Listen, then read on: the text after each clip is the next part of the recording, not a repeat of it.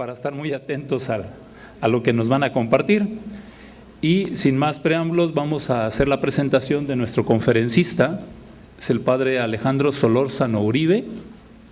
Él nació en Colombia hace 46 años. Es religioso de la Orden de las Escuelas Pías, perteneciente a la provincia Escolapia de Nazaret. Es exalumno del Colegio Calasanz de Medellín, licenciado en Filosofía y Letras de la Universidad Santo Tomás de Bogotá y teólogo de la Pontificia Universidad Javeriana de Bogotá y de la Pontificia Universidad Gregoriana de Roma. Como educador, ha sido profesor de filosofía, literatura y religión en varios colegios de Calasanz, en Colombia, además de acompañante de procesos de pastoral educativa y juvenil. Ha sido profesor de teología en el Seminario Mayor Arquidiocesano y en la Universidad Pontificia Bolivariana de Medellín. En la Facultad de Teología de la Pontificia Universidad Javeriana de Bogotá ha sido miembro del Consejo de Facultad, profesor de teología y miembro del equipo de investigación Teología y Mundo Contemporáneo, en la línea de hermenéutica cristológica latinoamericana. En la Conferencia de Religiosos de Colombia ha sido profesor en el Centro de Estudios Religiosos y teólogo del equipo de reflexión teológica. Ha sido formador de nuevas generaciones de escolapios durante más de 14 años, siendo rector del estudiantado escolapio Calasantium de Roma y del Juniorato Escolapio de Colombia. Actualmente se desempeña como director investigador y profesor del Instituto Calasanz de Ciencias de la Educación, director de estudios del Seminario Calasanz y coordinador del Secretariado Calasancio de la Orden de las Escuelas Pías. Las temáticas sobre las que investiga y escribe, impartiendo cursos y conferencias, son Espiritualidad y Pedagogía Calasancias, Teología de la Palabra, Cristología en Perspectiva Latinoamericana y Neumatológica, Teología de la Educación. Hoy nos acompaña para compartirnos en su conferencia la educación liberadora y pedagogía calasancia. Recibimos con un fuerte aplauso al padre Alejandro Solórzano.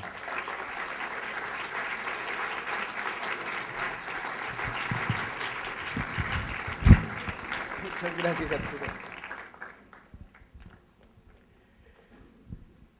Espero que no se arrepientan de ese aplauso al final de este ratito. Antes de comenzar propiamente, yo tengo que hacerles algunas preguntas para ponernos de acuerdo. La primera pregunta que necesito formularles en este momento es la siguiente. Levanten la mano los que les gusta la música y la saben bailar, sobre todo los siguientes ritmos que voy a enumerar. ¿Quiénes de ustedes bailan reggaetón? Pero de verdad, ¿quiénes bailan reggaetón? Ninguno.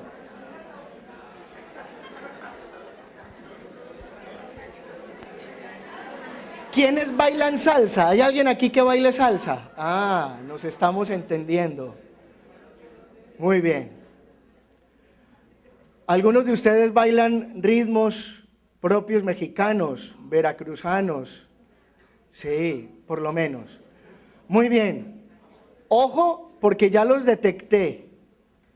Si llego a darme cuenta que la atención baja a niveles considerables y se están durmiendo, todos los que levantaron la mano van a salir aquí por turno a enseñarnos a bailar a todos los demás. ¿Estamos? Muy bien.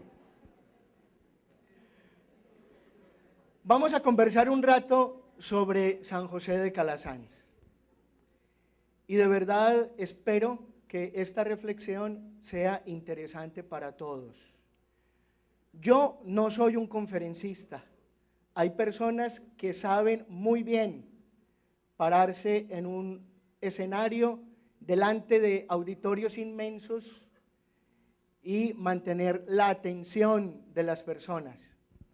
Yo soy profesor Y si algo me gusta a mí en la vida es sentarme a conversar con la gente, sentarme con un grupo de personas. Estos días, por ejemplo, desde el domingo en la noche que llegué a Veracruz, he tenido unas pláticas muy sabrosas con mis hermanos escolapios, con Antonio, un catedrático español que nos está visitando por estos días aquí en la universidad. Y este arte de conversar, de encontrarnos con el otro, eso es lo que más me gusta a mí, podernos encontrar a hablar. La palabra diálogo es una palabra bellísima. En griego, dialogoi significa pasar a través de las palabras, sentarnos a conversar, a dialogar, de tal manera que la verdad y la realidad atraviesen las palabras y nos lleguen a nosotros y construyamos el discurso juntos. Sin embargo, pues este auditorio es grande, yo les agradezco que ustedes lo hayan llenado, sobre todo cuando sé que aquí no solamente hay estudiantes de educación, sino que también hay personas de otras carreras. Aquí están mis amigas de arquitectura, nos conocimos hace un momento, pueden hacer bulla para que se noten que son nuevas y acaban de llegar. De mercadotecnia estaban por acá, ¿verdad? No se han ido después de saludarlos. Por aquí hay de psicología y allá hay de educación. Y allá arriba veo a los médicos. ¿Por qué juntarnos en esta mañana a hablar de educación cuando quizás la educación no le interesa a todos ustedes? Yo de entrada quiero darles dos respuestas. Primero, es verdad que la educación, o más bien la pedagogía, es una reflexión científica sobre las prácticas educativas. Y eso nos corresponde a los que cultivamos como disciplina profesional la pedagogía. Pero también es verdad que la educación es algo innato al ser humano. Todas las culturas, sin excepción, desde las más primitivas, todas las culturas de la humanidad siempre han hecho educación. Todos los grupos humanos se han preocupado por transmitir su visión de las cosas y su saber hacer de la vida a las otras generaciones e incluso a sus contemporáneos. Todas. Por lo tanto, la educación, que nos compete a los de ciencias de la educación en un primer momento, es un dato antropológico común a todo ser humano. Por eso, sobre el fenómeno de la educación, podemos agolparnos, aglutinarnos, estudiantes de distintas carreras para pensar en común algo que nos atañe a todos. Ayer que estuve visitando el campus Calasanz, entré a la oficina de información, donde hay una chica que lo atiende a uno muy bien y nos facilita toda la información pertinente a la universidad. Pues encontré los distintos planes de estudio y vi con asombro positivo que incluso la carrera de medicina tiene por allá al final una materia, aunque creo que es de libre escogencia, algo así como de pedagogía de la medicina. ¿Cómo enseñar lo que nosotros somos y vivimos? Eso le corresponde a todos. La reflexión de hoy, pues, no está dirigida solo a las personas que estudian directamente educación y pedagogía. Pero además nos convoca un segundo propósito en esta mañana. Y es que esta universidad está inspirada en un pensamiento pedagógico que tiene más de 4 siglos de actualidad. Es el pensamiento pedagógico de José de Calasanz. San José de Calasanz nació en 1557, murió en 1648, de 91 años, y durante 50 años ininterrumpidos se dedicó a hacer educación y desató un movimiento social, cultural, religioso, espiritual, educativo, pedagógico, que se ha difundido en 4 continentes y que ha atravesado los siglos y ha llegado hasta hoy. Ese legado, ese pensamiento está presente y vivo en esta universidad. Nutre la universidad, la permea. Aunque hablemos poco de Calasanz, aunque el número de escolapios, es decir, de discípulos de Calasanz, de sacerdotes, religiosos y educadores escolapios, sea pequeño. Sin embargo, la vitalidad de este grupito de escolapios, la vitalidad del cuerpo docente de esta universidad, entre los cuales hay muchísimos exalumnos de esta misma universidad, esa vitalidad de las personas que animan la universidad es genuinamente calasanzia. Por eso pues me parece que no es una impertinencia que yo intente aburrirlos lo más que pueda durante este rato, a ver si por fin logro verlos dormidos y pueda cumplir mi promesa de ponerlos a todos a bailar. Voy a intentar pues aburrirlos lo más que pueda, compartiendo con ustedes algunas ideas en torno a la educación y a la pedagogía, y espero que sea interesante para todos, no solo para los que estudian ciencias de la educación. Imagínense que a mí me interesa el pensamiento. Muchas personas piensan que la palabra pensamiento, valga la redundancia, es algo que se opone a vida. Cuando uno empieza a hablar de teorías, mucha gente se asusta y dice: no, padre, por Dios, no hablemos de teorías, hablemos de la vida, hablemos de la vida. Cuando alguien empieza a decir muchas tonterías, decimos: pura teoría. Esa teoría no sirve para nada. A nosotros, por Dios, háblenos de la vida, de la vida. Yo creo lo contrario. Yo creo que el pensamiento auténtico, es decir, aquel que de verdad, aquella reflexión que de verdad puede ser llamada pensamiento, es justamente lo que nace de la vida y de las prácticas humanas. La gente que habla ideas que no conectan con nada, no están pensando, no están construyendo una teoría, están especulando o están fantaseando, pero se desconectaron de la vida. El pensamiento genuino y válido lo es justamente porque nos ayuda a comprender la vida y la realidad. Entonces, a mí me interesa el pensamiento latinoamericano. Hay autores extranjeros, autores europeos, que a mí me gustan mucho. Hay poetas que no son de América Latina, que nutren mi espíritu y mi alma. Hay escritores que no son latinoamericanos, pensadores y filósofos que no son de aquí, y a mí me gustan, y los leo, y entro en diálogo con ellos. Pero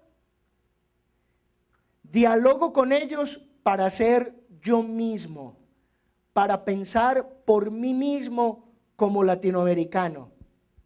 Entonces les voy a hacer otra pregunta. Esta es fácil. Esta es fácil.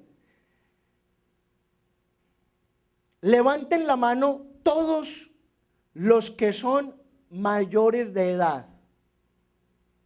Todos los que son mayores de edad. ¿Todos son mayores de edad? ¿Todos son mayores de edad? ¿De verdad? ¿Seguro? Podemos pedir ahora la documentación y todos tienen la mayoría de edad. Muy bien. Les voy a hacer otra pregunta, inspirada en un filósofo alemán, en Kant. En Kant. Hay que pronunciarlo con T porque si no tendría nombre de perro y eso es muy feo, ¿no? Entonces, en Kant. Kant decía que no todas las personas pensábamos como si fuéramos mayores de edad. Él a eso lo llamaba la mayoría de edad, la adultez intelectual, ser capaces de pensar por nosotros mismos. Esta pregunta es más suspicaz. Pueden o no levantar la mano si quieren. Pero ¿quién de ustedes cree que tiene un pensamiento propio, que piensa por sí mismo, que no piensa alienado a formas de pensamiento de otros?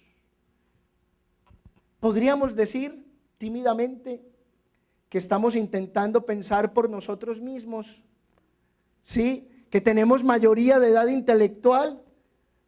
Los que crean que sí, levanten la mano, no importa, tranquilos. Eso, que está intentándolo por lo menos. Muy bien, de eso se trata. Pues muy bien, resulta que durante muchos siglos el pensamiento latinoamericano no ha pensado por sí mismo. Durante mucho tiempo, eso los estudiosos lo han llamado la colonización intelectual. Nosotros para pensar le hemos pedido permiso a otros. Muchos muy críticos dicen que en ciertas épocas de la historia de nuestro continente nosotros hemos ido a Europa y hemos americanizado, latinoamericanizado a pensadores de otras latitudes. Esta introducción es para decirles que hay dos personajes en la historia de la pedagogía que me merecen todos mis respetos, porque se atrevieron a pensar por sí mismos, a construir un sistema educativo liberador, y lo hicieron como fruto de su propio pensamiento, incluso soportando las críticas de la sociedad. Uno de ellos, que no es latinoamericano, pero vamos a ver que tiene grandes coincidencias con nosotros, se llamaba José Calasanz Gastón, hijo de Pedro Calasanz y de María Gastón, y nació en un pueblito aragonés llamado Peralta de la Sal.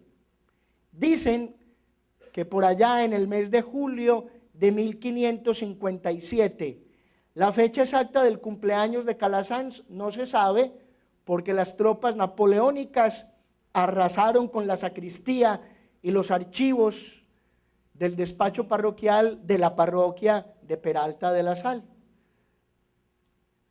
Y murió, como les decía, el 25 de agosto de 1648 en Roma. Calasanz se atrevió a pensar por sí mismo y nos transmite unas intuiciones pedagógicas auténticas y válidas. Y hay otro personaje latinoamericano que a mí también me toca mucho en mi propia búsqueda. Es un brasilero, se llamó Pablo Freire. No, Pablo Escobar era colombiano y no se destacó por pensar temas pedagógicos. Pero gracias por recordarme a mis paisanos. Podríamos recordar a García Márquez, que tiene un poco más de mérito que Pablo Escobar. Paulo Freire. Paulo Freire pensó un sistema pedagógico, educativo, latinoamericano y quiso transmitirnos una manera de educar donde cada persona pensara por sí misma. A eso lo llamamos la educación liberadora. La educación liberadora. Yo les quiero decir en esta mañana 3 cositas de la educación liberadora. Se van a dar cuenta todos, desde los médicos hasta los de psicología que están acá en este otro extremo.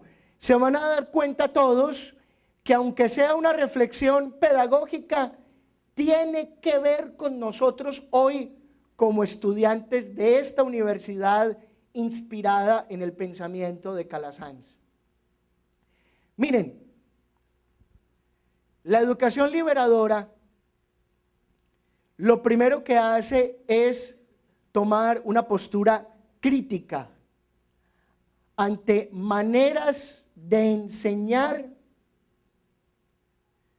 que no parten del supuesto de que cada alumno es una persona. Para Freire y para Calasanz, cada educando es persona. Freire los llamaba el educando educador, porque todos en la universidad, todos en la universidad aprendemos. Ustedes, mis queridos estudiantes, no son los receptores de la educación. Ustedes y yo, si fuera yo profesor de esta universidad, ustedes y yo estaríamos aprendiendo juntos. Los profesores, los administrativos, los docentes, los educadores, los maestros, las secretarias, los coordinadores, los pastoralistas, los padres escolapios y por supuesto ustedes, mis queridos estudiantes, y algún latinoamericano diría, y mis queridas estudiantas, mis queridos estudiantes, muchachos y muchachas, todos aprendemos en la comunidad educativa, todos. Si alguien hace parte de esta comunidad educativa de la Universidad Cristóbal Colón y no está aprendiendo, no se está transformando y liberando, entonces no ha sabido articularse adecuadamente a esta comunidad universitaria. Acá me decían las arquitectas que llevan 2 o 3 semanas en la universidad, acaban de llegar, ¿no? Están entrando a la universidad. Ellas, además de haberse inscrito formalmente, tienen que empezar a sentirse una parte integral, constitutiva de la comunidad universitaria.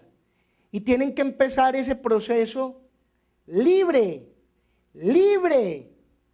un proceso libre, auténtico, de no ser receptoras pasivas que van a clase a que los profesores les repartan resúmenes de temáticas y análisis de problemas, sino que desde ya tienen que empezar a pensar por sí mismas.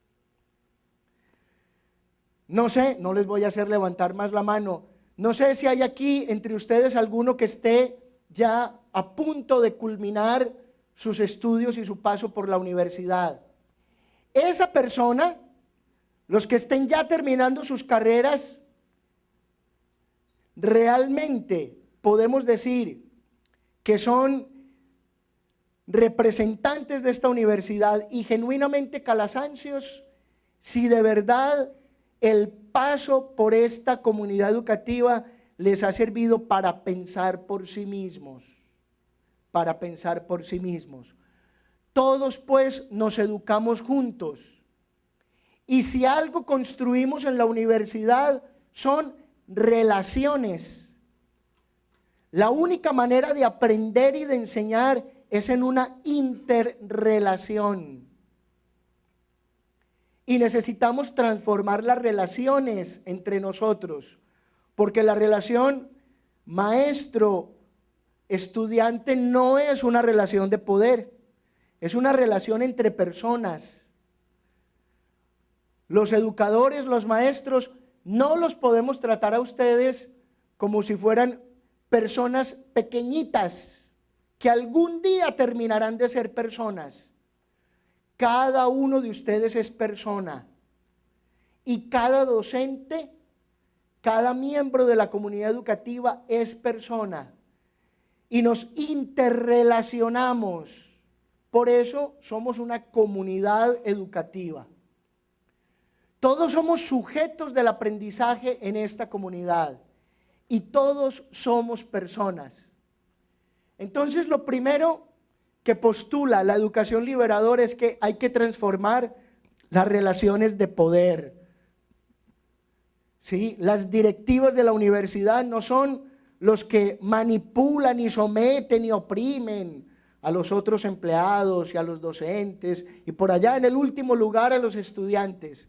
Las relaciones en la universidad son circulares y todos interactuamos entre nosotros desde una lógica continua de aprender. El segundo principio de la educación liberadora es que todos como personas libres y conscientes podemos pensar críticamente la realidad. La realidad es única, pero la realidad la podemos abordar desde distintos puntos de vista. Los médicos, los biólogos, los del mundo de la salud, los de las ciencias naturales, van a darle una mirada a la realidad desde esa dimensión. Los de derecho, los del mundo jurídico, van a pensar la realidad desde esa dimensión. Los de administración, los de economía, los de mercadotecnia y después los de psicología y todos vamos a abordar la realidad desde distintas dimensiones, pero no vamos a partir la realidad. No es que este trocito de realidad es para que lo pienses tú, este otro trocito para que lo piensen ustedes, y yo me quedo con esta otra parte para pensarla yo. Todos nosotros en la universidad debemos pensar la totalidad de la realidad, pero lo vamos a hacer desde distintos puntos de vista y necesitamos hacerlo con criterio, de manera científica, seria. Todos estamos llamados pues a pensar la realidad y en esta manera de pensar la realidad todos nosotros vamos a ir creciendo y desarrollándonos en nuestra personalidad y eso es de lo más hermoso de la universidad.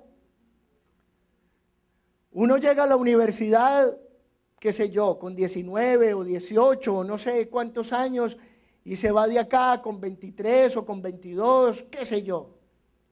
A lo largo de esos años nosotros crecemos, nos desarrollamos, vamos construyendo nuestro proyecto personal y al mismo tiempo vamos encontrando el verdadero sentido del conocimiento. La educación liberadora ha sido muy crítica con el conocimiento. Y la educación liberadora hoy nuevamente se subiría aquí a este escenario a hacernos a todos nosotros una pregunta crucial.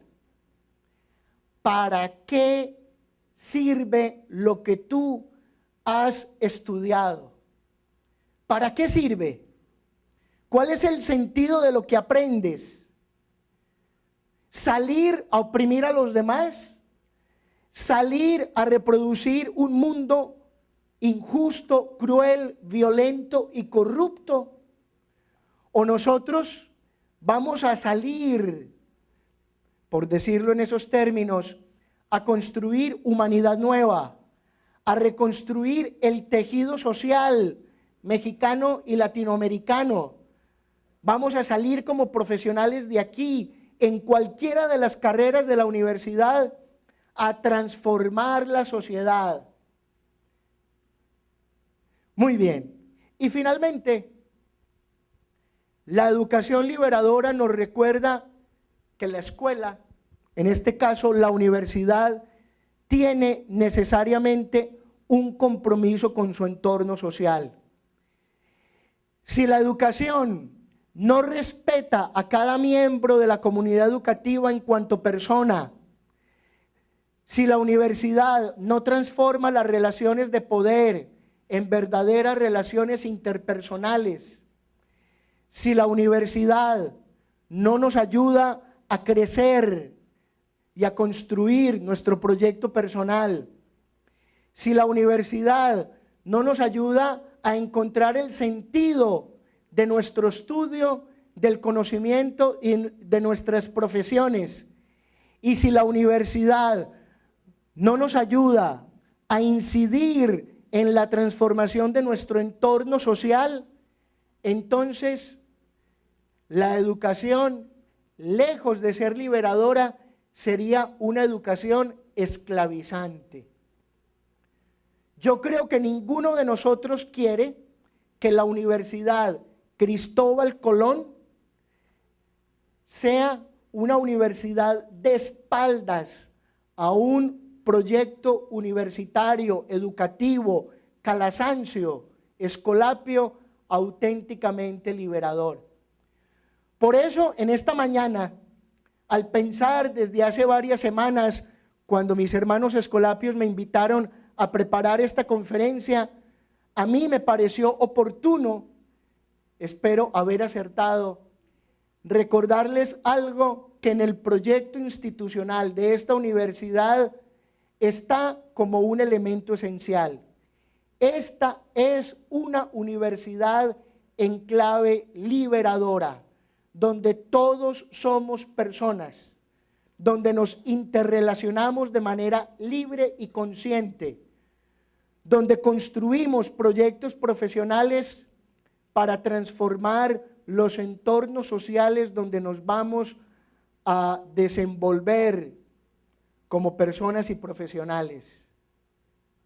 Pues muy bien, si esta es la educación liberadora y si esa educación liberadora realmente inspira a esta comunidad universitaria, lo hace de manera especial porque esta universidad, además de ser heredera de la tradición pedagógica latinoamericana, también se articula con otra herencia preciosa, como les decía al principio, la pedagogía de San José de Calasanz.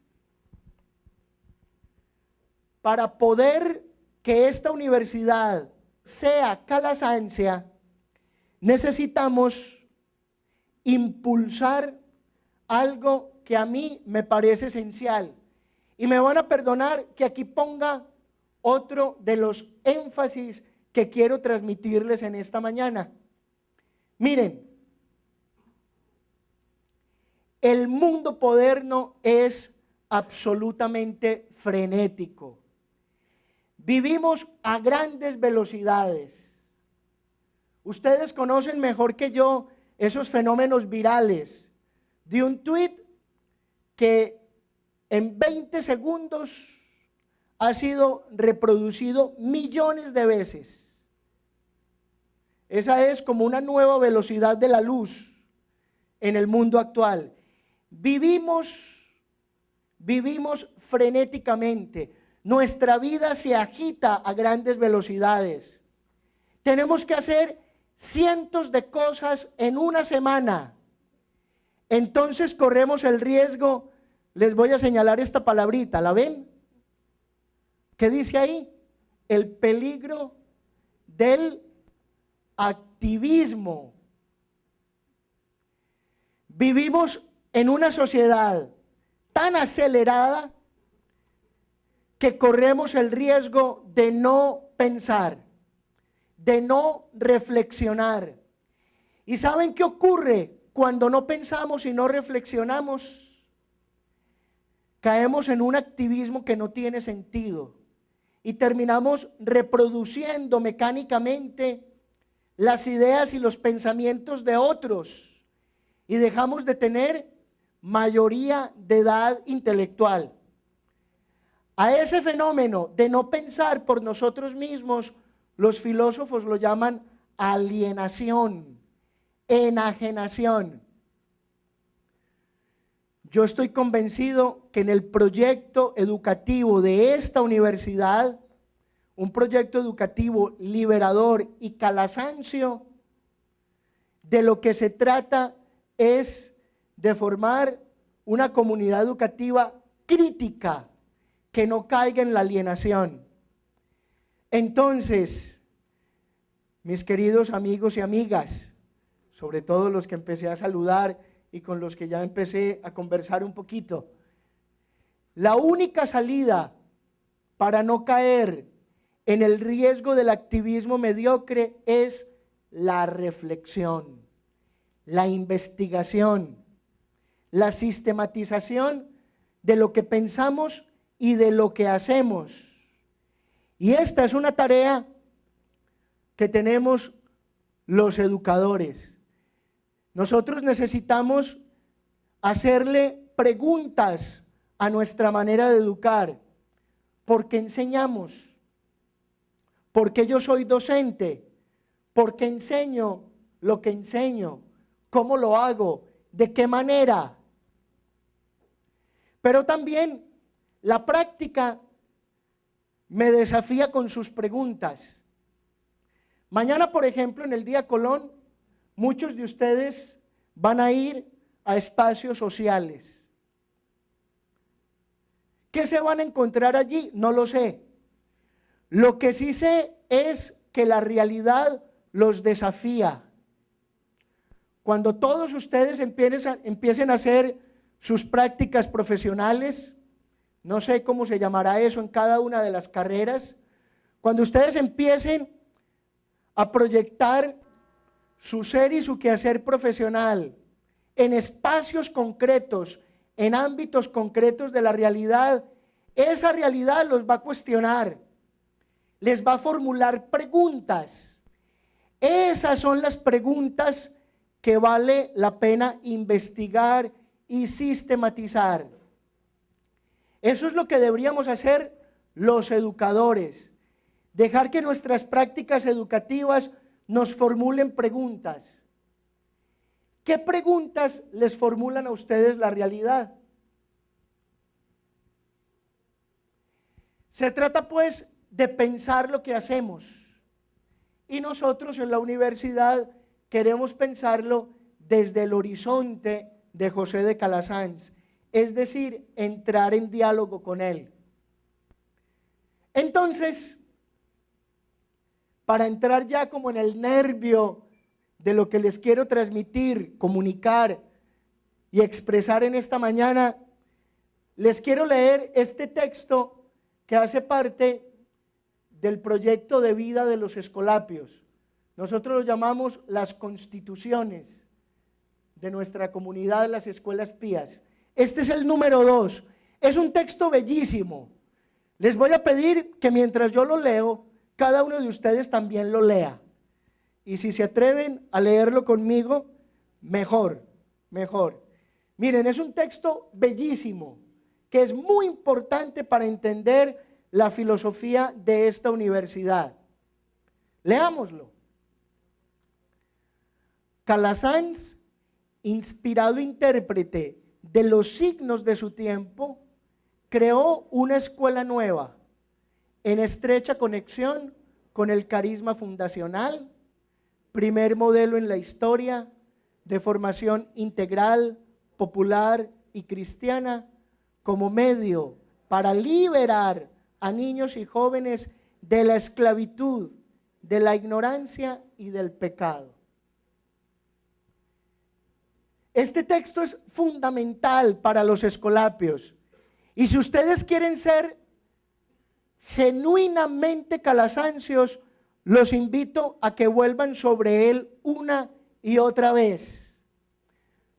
voy a pasar brevemente por los elementos esenciales de este párrafo y con eso culminamos nuestra reflexión de esta mañana y si quieren conversamos un ratito con preguntas o intervenciones de ustedes. Miren, primero, Calasanz interpretó los signos de su tiempo.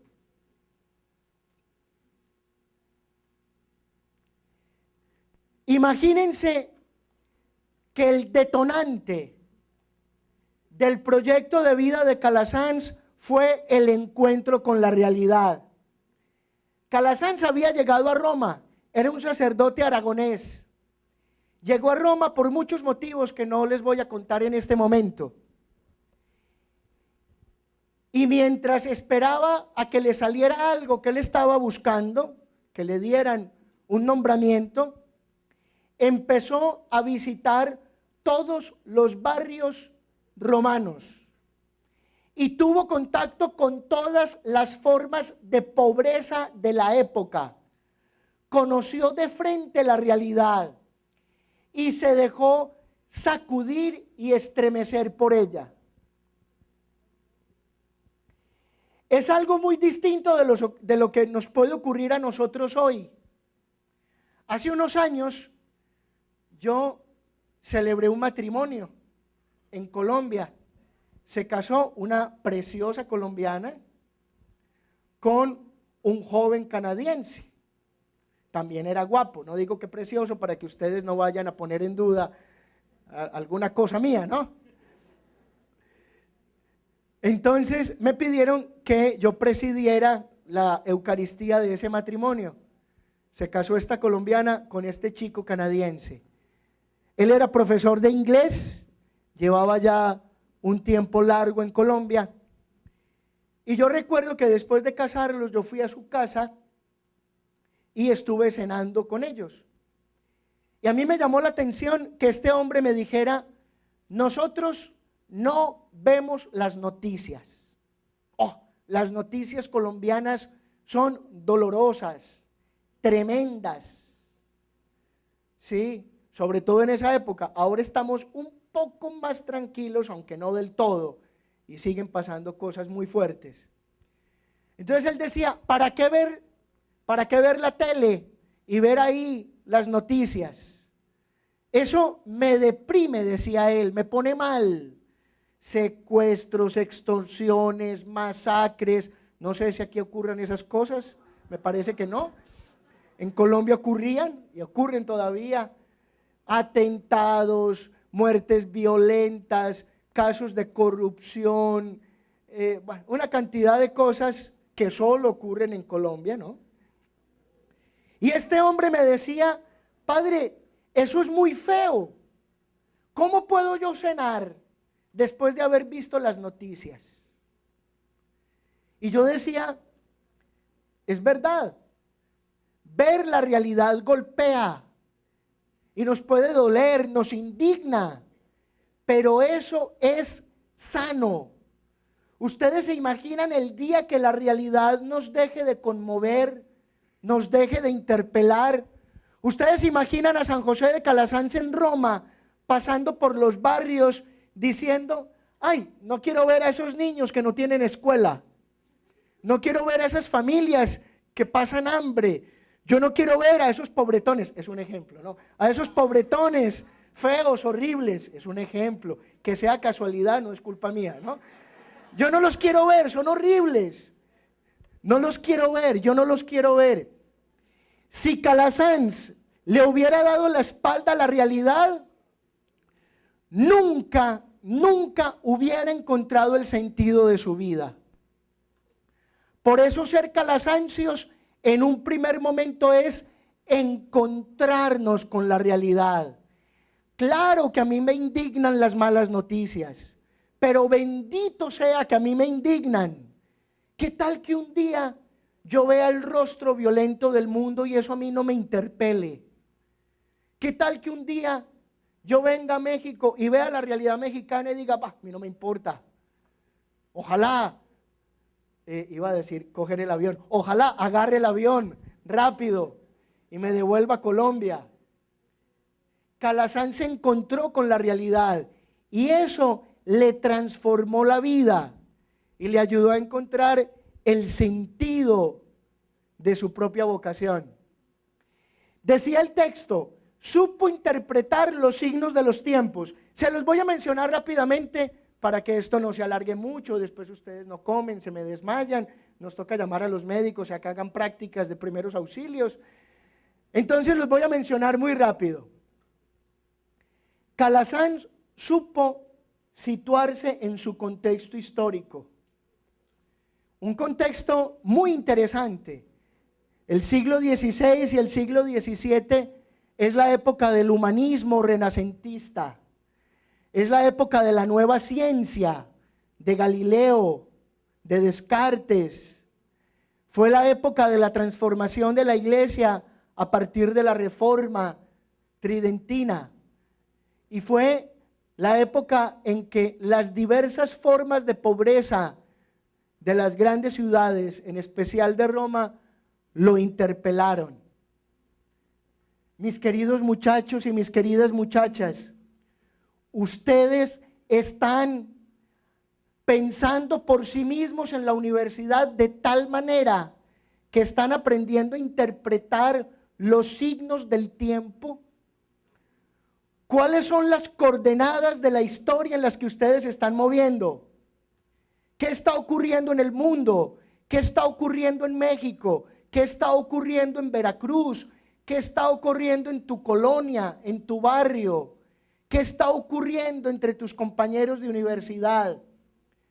¿Qué está ocurriendo en Boca del Río? ¿Qué está ocurriendo en los lugares donde ustedes van a hacer voluntariado? Necesitamos interpretar la cultura, la historia y la realidad social de nuestro tiempo. Decía el texto que leímos que Calasanz fue un modelo de formación integral. ¿Saben por qué? Porque supo articular los distintos saberes de la época. Supo juntar toda la tradición espiritual, la mejor tradición del Evangelio, con todo el desarrollo de las letras y del conocimiento humano de su época. Supo introducir en la escuela lo mejor de las humanidades, las artes y las ciencias, y supo desatar al interior de esa escuela procesos de transformación personal a través del acompañamiento y de la dimensión pastoral. ¿Ustedes están viviendo la universidad como un tiempo integral? ¿O se están dedicando solo, entre comillas, al estudio puro? ¿O están desarrollando un proyecto integral de vida? La universidad también es el lugar del deporte, es el lugar de la cultura, es el lugar del arte. Por supuesto, el lugar del pensamiento y del estudio. Y por supuesto, para los que quieran al menos, el lugar del encuentro con una espiritualidad transformante, del encuentro con la buena noticia de Jesús. Muy bien, aunque faltan todavía un par de imágenes, lo que sigue está de alguna forma expresado ya en todo este discurso que ustedes generosamente han soportado durante este rato. Son las 12 pasaditas, pero no empezamos a las 11 pasaditas, empezamos un poquito más tarde. Yo quisiera que al menos dedicáramos unos minutitos a que dialogáramos, a que algunos por lo menos pues expresaran algún eco de lo que esta presentación en tono de educación liberadora y de educación calasancia les he querido compartir. Entonces, Padre Jimmy o Arturo, ¿cómo procedemos?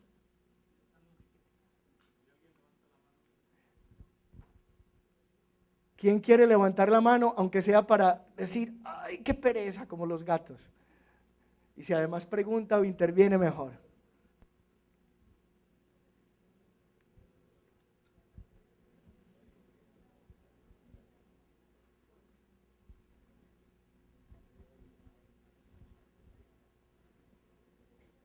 desde este punto de vista, ¿cuáles serían los signos del tiempo, pero de nosotros?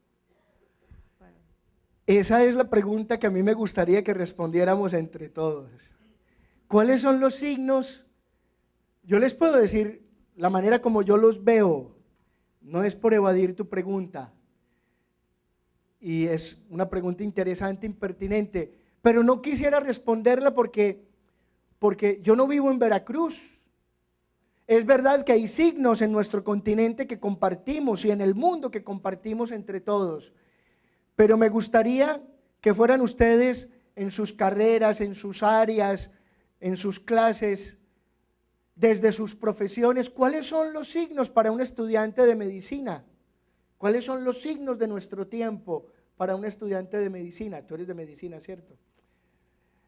Eso es lo que a mí me gustaría que en diálogo entre estudiantes y ustedes pudieran responder. Es decir, podíamos pasarle el micrófono a los de medicina para que nos digan algo.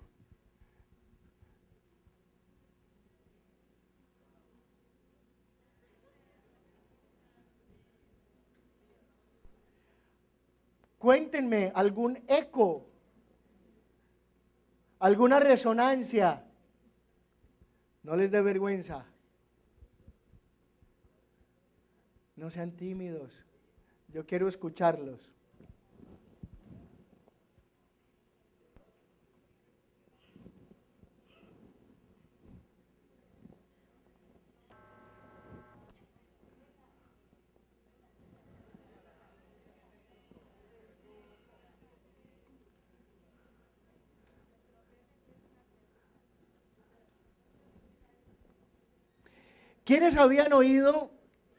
¿Quiénes habían oído hablar de Calasanz antes?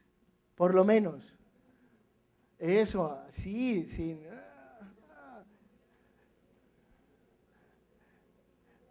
Qué tímidos, qué tímidos. Muy bien.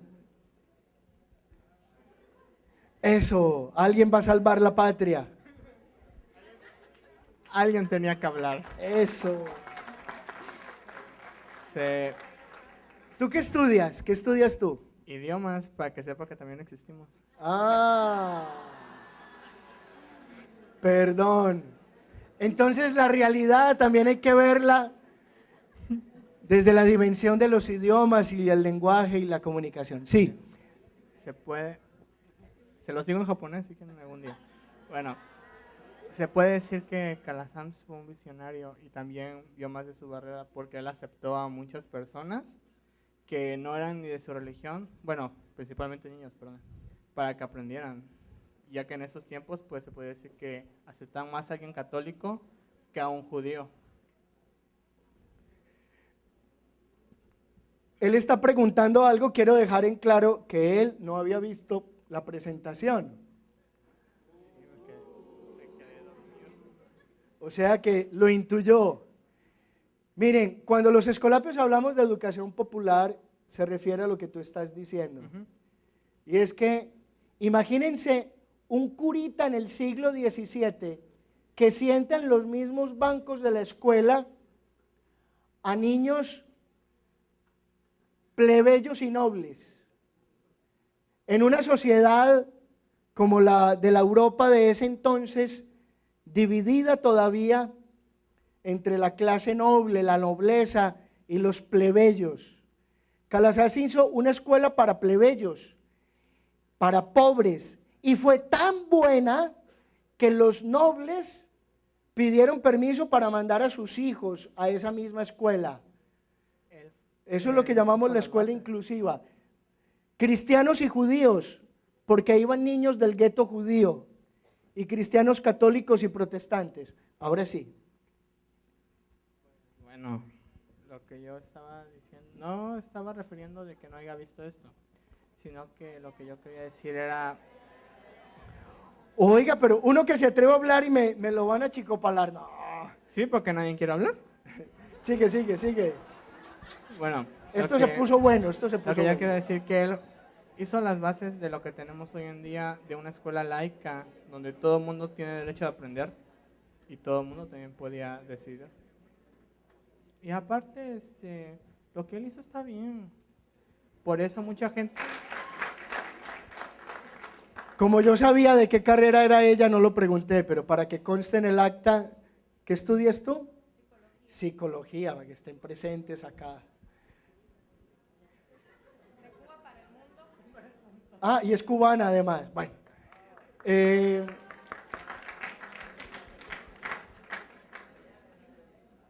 ¿Cómo hacer más inclusiva la universidad? Miren, a veces es muy fácil reflexionar sobre los problemas sociales como si fueran externos a nosotros.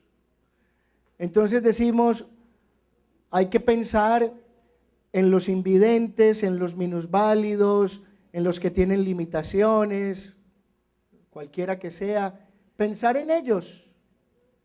Y le dejamos esa tarea al gobierno, al Estado, a la iglesia, a la universidad. Pero resulta que cuando un compañero nuestro piensa de una manera distinta, nos alejamos. O no solamente disentimos que es legítimo, sino que además lo atacamos o pensamos que es algo personal. ¿Sí? Si yo estudio con alguien y no ve la vida como yo, podemos terminar incluso odiándonos.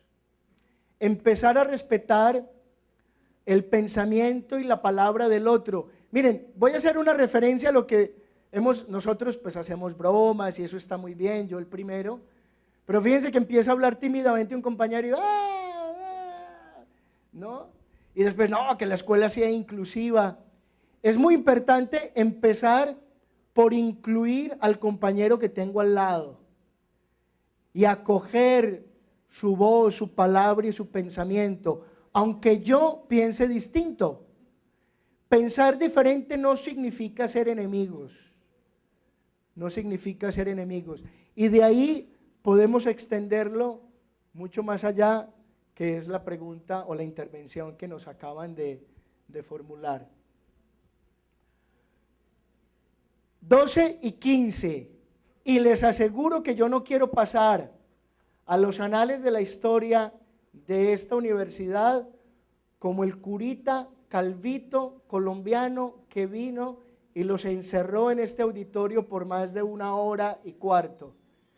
Entonces, aunque sé que las preguntas y las ideas se están moviendo y agitando entre ustedes, los invito a que continúen su reflexión en sus salas de estudio con sus profesores. Ese movimiento de manos era porque alguien, pero es que la luz no me deja ver. Buenas tardes. César, tu pensamiento me ilumina demasiado. Lo sé. Bueno, usted habló sobre la educación liberadora y bueno, yo pienso y me gustaría que me diera su punto de vista porque yo no lo veo del todo de esa forma. En efecto, el conocimiento al fin y al cabo nos lleva a nosotros crear nuestras propias teorías y al ser libres en tanto a que generamos nuestros propios pensamientos. Pero hay veces que no es así, hay veces que el mismo conocimiento es esclavizante y tenemos una educación esclavizante. Nos adherimos a una idea de que no es nuestra y seguimos toda nuestra vida con esa idea. Al menos nosotros en nuestra carrera, la anatomía siempre va a ser la misma, la fisiología también y todos los efectos que tiene el organismo es igual. Y si nosotros queremos hacer una investigación para un nuevo descubrimiento, tenemos que adherirnos a un método que siempre ha estado, que es el método científico. Entonces, ¿cómo usted recomendaría a nosotros tener una educación liberadora y no esclavizante? Que nosotros tengamos nuestras propias ideas. Mira, el hecho de que tú acabes de formular esa pregunta de la manera consistente en que lo has hecho es un ejercicio de educación liberadora. La pregunta que acabas de hacer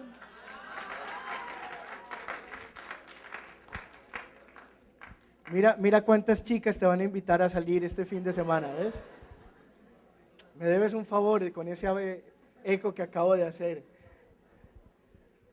Mira, justamente César, el principio de la educación liberadora es que nosotros seamos capaces de formular preguntas así. Pero te voy a decir una cosa, yo no creo que solamente haya un método científico. No existe el método científico. Cada vez más la investigación, incluso en las ciencias naturales, nos están mostrando que hay muchas maneras de investigar. Y tú puedes estudiar anatomía, pero te puedes preguntar al servicio de qué valores vas a poner tus estudios médicos. ¿Sí? Este ejercicio que tú acabas de hacer, Freire lo llamaba la concientización. Ser capaces de concientizarnos de algo. Fíjense, yo soy sacerdote y muchos podrían pensar que la fe es la mayor imposición. Si fuera así, sería una contradicción que yo diera una conferencia sobre educación calasancia liberadora. Pero justamente yo creo que la fe es una propuesta y una invitación que no se impone, sino que se comparte. Y yo no soy cristiano porque me lo impusieron, soy cristiano porque es mi opción, libre. Es más, nada me hace más libre que seguir a Jesús. Si eso es así, en un plano como el de la fe, una cosa es que ustedes sean médicos porque se los impone la universidad o la sociedad, y otra cosa es que ustedes digan, voy a estudiar anatomía de una manera distinta y voy a buscar otros modos de investigar en medicina y voy a poner la medicina al servicio de otros valores, no solamente del dinero. Es decir, tu pregunta, de verdad, ahora no lo aplaudan para sonrojarlo, ¿no? Pero tu pregunta de verdad me alegra mucho en este día de Calasanz. Muchas gracias a todas y a todos.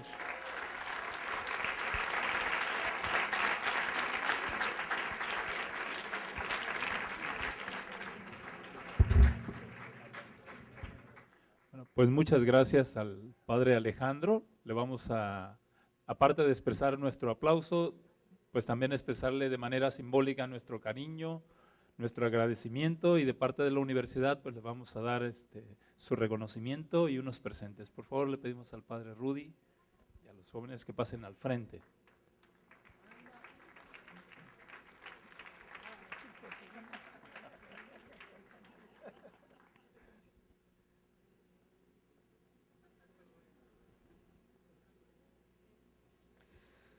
Yo, antes de leer lo que le vamos a dar, quería recordar lo que estamos haciendo. Nos conocemos de hace años, somos muy buenos amigos y hermanos escolapios. Cuando hacemos esta reflexión, estamos hablando del etos profundo de una universidad. ¿Quiénes somos? ¿Para qué estudiamos? ¿Cómo nos vamos a relacionar con el mundo? ¿Para qué queremos ser profesional? Celebrar a Calasanz es lo que le da a la Universidad Cristóbal Colón un sentido que da unidad a carreras que de otra manera no podrían dialogar. Celebrar a San José de Calasanz es lo que le da sentido a unas preguntas que son mucho más profundas. Celebrar a Calasanz es sentir una punzadita frente a la realidad que nos rodea y a la cual el padre Alejandro nos ha dicho que cada uno debemos ponerle nombre. Por lo tanto, celebrar a Calasanz es nuestra manera de celebrar y de desear que ustedes, además de sus apellidos que ya tienen, que los honran a una familia, sientan el apellido Calasanz, que es el nuestro y que hoy también se los queremos ofrecer y regalar a ustedes. Que Calasanz los haga más nobles, más justos, más buenos, más felices, más alegres, más verdaderos donde quiera que estén, ¿de acuerdo? Y en ese sentido, de parte de la universidad, yo le quiero dar las gracias al padre Alejandro por acompañarnos, a pesar de que ha tenido unos días complicados. Hasta hace poco también estuvo mucho tiempo fuera de Colombia, y ha podido ajustar su agenda para acompañarnos. Y dice así: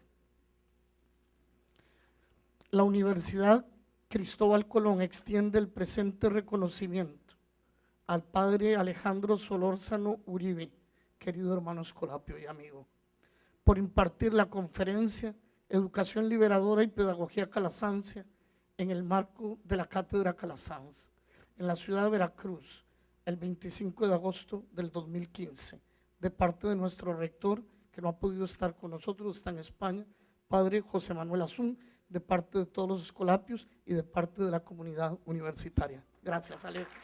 Gracias. Se le van a dar. Sí, ustedes explican qué es, ¿no? No. Y te damos también unos presentes para que te lleves a Colombia, de parte nuestra. Gracias. ¿Hay algo más que decir? ¿No? Y de parte de la comunidad Escolapia también nos acompañan nuestros hermanos de la comunidad Escolapia aquí de México, que están aquí con nosotros. Gracias por venir. Feliz día. Para nosotros nuestro cumpleaños, que lo sea también para ustedes. Felicidades a todos, sean felices, sean grandes, lleguen lejos.